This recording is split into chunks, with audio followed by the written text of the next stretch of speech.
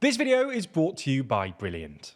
Ever since the general election this year, we've highlighted the fact that the right is factionalised, fractured, and missing a sense of direction. The Conservatives in particular have begun to lose their claim to be the true representatives of the right in the UK, with Reform stealing a huge proportion of their votes. While there's no sign in Parliament that there could be any reconciliation between the two parties, outside Parliament there have been some signs of the various right-wing factions working together, notably over the farmers' protests. So in this video we're going to explain why the right united on this issue, and whether this could be a sign that they could come together to take the fight to Starmer.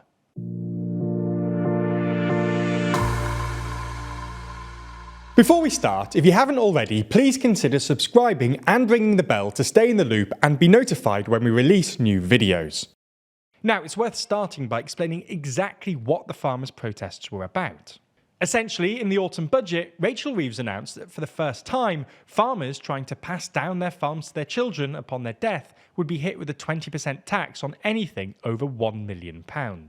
The Labour government has argued that celebrities and the super wealthy have used the agricultural property relief to their advantage, with millionaires deliberately buying up land in order to pass it on to their children tax-free.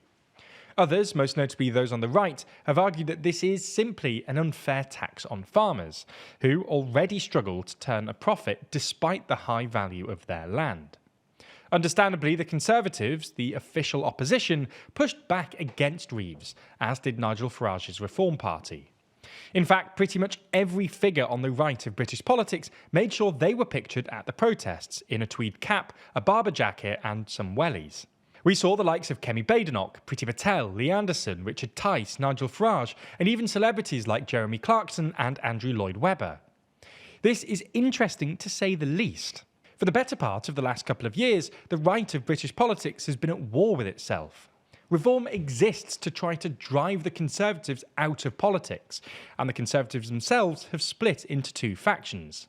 In total, then, there are three groups on the right of politics in the UK. In fact, the warring of these two factions is exactly what led to Reform doing so well in the general election.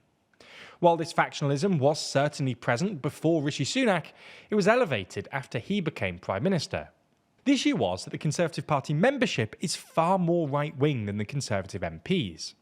In the first leadership election of 2022, Truss beat Sunak precisely because it came down to a membership vote.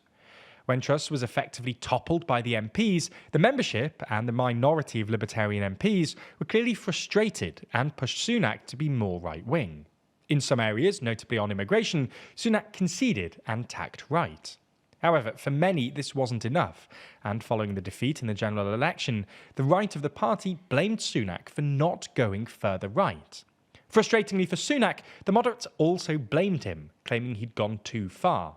While it's true that factionalism has died down, this is only because Badenoch, a member of the Libertarian right, has only just become leader, and as Starmer has been so quiet as Prime Minister, there's just no room for Badenoch to make her mark yet. The issue is the presence of Reform will undoubtedly make the Conservatives uneasy, and as the next few months and years in opposition drag on, questions will start being asked about exactly how the Conservative Party can recover from such a devastating loss in the general election. And, well, both factions will have different answers to this question. As we mentioned at the start, though, there is at least a glimmer of hope for the right that the two Tory factions and Reform will be able to pull together. Fundamentally, there's just more in common between these three groups than divides them. Now the election is over and they've settled into their places, their main enemy isn't each other, it's Keir Starmer and the Labour Party. Provided that they remember this, any quibbles that they have about what they do in government can be put to one side.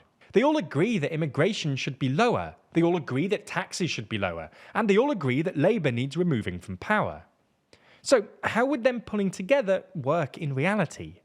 Well, for the Conservatives, it simply means attacking each other less and working on defeating the common enemy. For Reform, it means recalibrating their message and making it clear that they now oppose the current government, not the former one.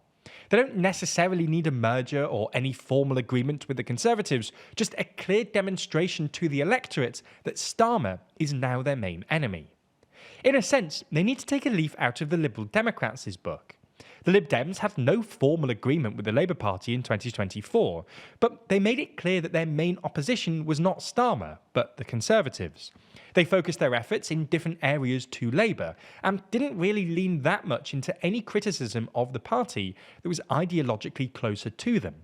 The result was that the Liberal Democrats did very well in the election, winning the highest number of seats in their history. This, though, wasn't really at the expense of Labour.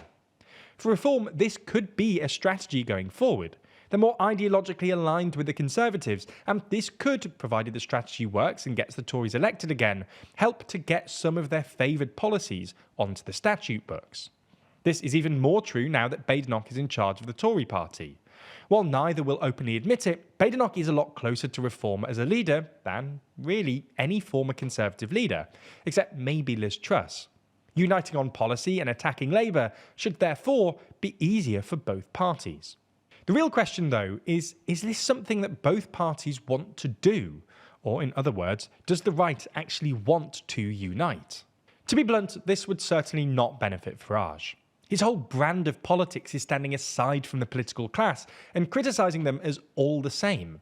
In fact, this is exactly what he did when Badenoch became leader, claiming that she will bring no change whatsoever to the Conservative Party.